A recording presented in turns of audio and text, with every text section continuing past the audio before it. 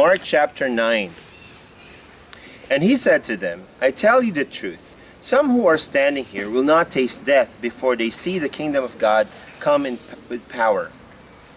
After 6 days, Jesus took Peter, James, and John with him, and led them up in a high mountain, where they were all alone.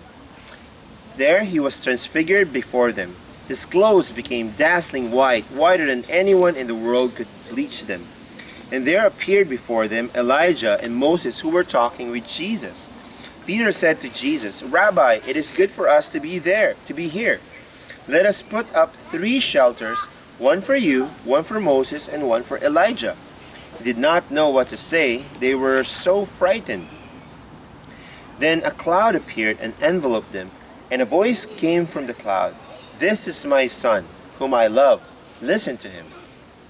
Suddenly, when they looked around, they no longer saw anyone with them except Jesus. As they were coming down the mountain, Jesus gave them orders not to tell anyone what they had seen until the Son of Man had risen from the dead. They kept the matter to themselves, discussing what rising from the dead meant. And they asked him, Why do the teachers of the law say that Elijah must come first? Jesus replied, To be sure, Elijah does come first, and restores all things. Why then is it written that the Son of Man must suffer much and be rejected? But I tell you, Elijah has come, and they have done to him everything they wished, just as it is written about him.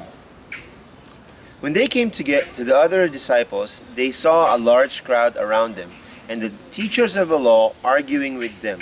As soon as all the people saw Jesus, they were overwhelmed with wonder and ran to greet him. What are you arguing with them about? He asked. A man in the crowd answered, Teacher, I brought you my son, who is possessed by a spirit that has robbed him of speech.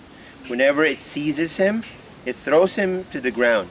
He foams at the mouth, gnashes his teeth, and becomes rigid. I asked your disciples to drive out the spirit, but they could not. Oh, unbelieving generation, Jesus replied, How long shall I stay with you? How long shall I put up with you? Bring the boy to me. So they brought him. When the spirit saw Jesus, it immediately threw the boy into a convulsion. He fell into the ground and rolled around, foaming at the mouth. Jesus asked the boy's father, How long has he been like this? From childhood, he answered. It has often thrown him into fire and water to kill him. But if you can do anything, take pity on us and help us. If you can, said Jesus, everything is possible for him who believes. Immediately the boy's father exclaimed, I do believe. Help me overcome my unbelief.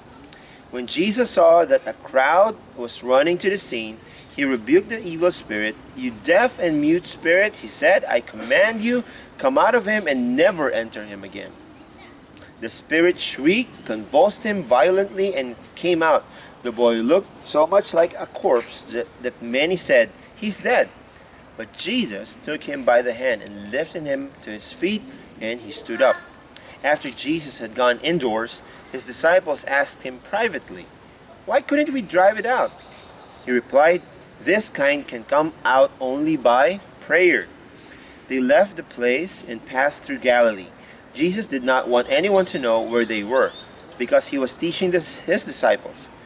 He said to them, The Son of Man is going to be betrayed into the hands of men. They will kill him, and after 3 days he will rise. But they did not understand what he meant and were afraid to ask him about it. They came to Capernaum. When he was in the house, he asked them, What were you arguing about on the road? But they kept quiet because on the way they had argued about who was the greatest. Sitting down, Jesus called the 12 and said, If anyone wants to be first, he must be the very last and the servant of all. He took a little child and had him stand among them, taking him in his arms, and he said to them, Whoever welcomes one of these little children in my name welcomes me, and whoever welcomes me does not welcome me, but the one who sent me. Teacher, said John, we saw a man driving out demons in your name, and we told him to stop, because he was not one of us. Do not stop him, Jesus said.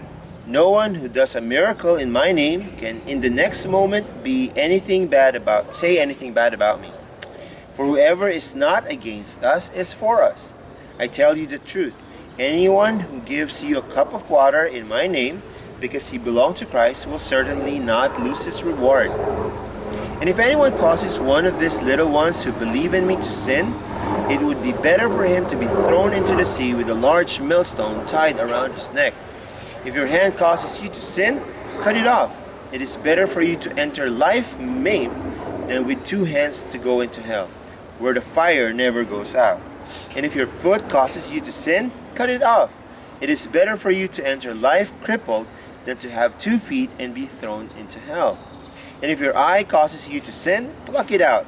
It is better for you to enter the kingdom of God with 1 eye than have 2 eyes and be thrown into hell, where their worm does not die and the fire does not quench. Everyone will be salted with fire. Salt is good, but if it loses its saltiness, how can you make it salty again? Have salt in yourselves and be at peace with each other.